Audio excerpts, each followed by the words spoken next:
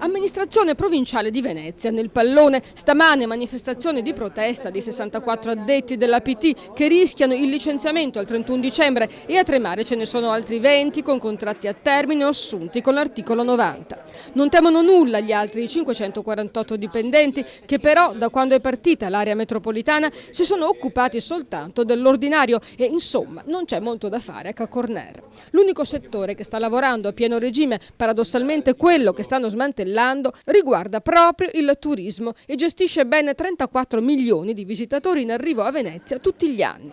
Eppure, essendo personale assunto con contratti di tipo privatistico, rischiano di saltare. Siete in una situazione davvero drammatica, temete per il posto di lavoro? Questo purtroppo è ormai penso una via senza uscita.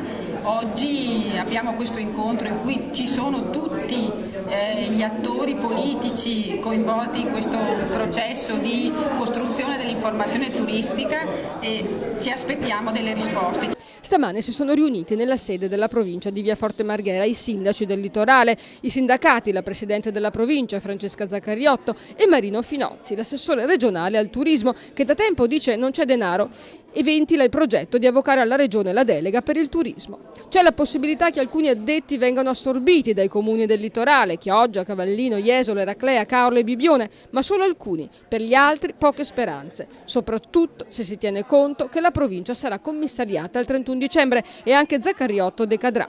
Una situazione anomala che appartiene soltanto a Venezia tra tutte le città metropolitane che stanno partendo, perché in Laguna si deve fare i conti con il commissariamento e di fatto senza il sindaco la città metropolitana non può partire, gettando incertezze sulla gestione di uno dei pilastri dell'economia veneziana, il turismo.